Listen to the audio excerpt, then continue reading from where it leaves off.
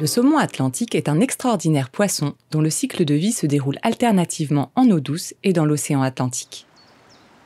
Le saumon juvénile, ou tacon, grandit dans une rivière près de son lieu de naissance, parfois à des centaines de kilomètres de la mer.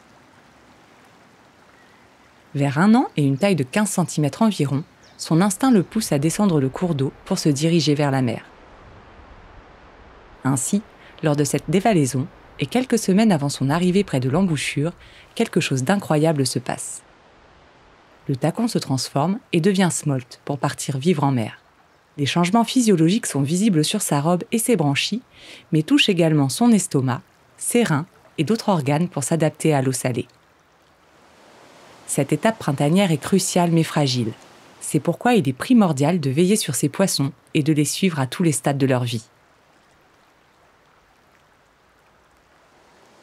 C'est au début de cette période, au mois d'avril, qu'une équipe de l'OFB, de l'INRAE et du SMAB réalise tous les ans des actions de suivi. Cela consiste à capturer, compter, mesurer, peser et marquer les juvéniles avant de les remettre à l'eau. Une écaille est prélevée, cela permet de connaître précisément la génétique du poisson, comme son âge ou sa croissance.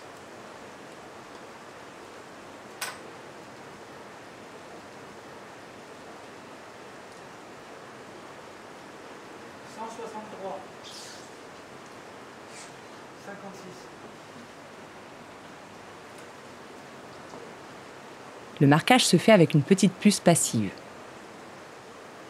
Ce dispositif est inoffensif pour les poissons.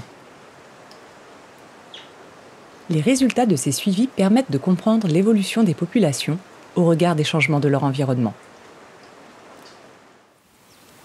Grâce à ces actions de recherche et ces préconisations, l'OFB vient en appui aux politiques de gestion des poissons migrateurs.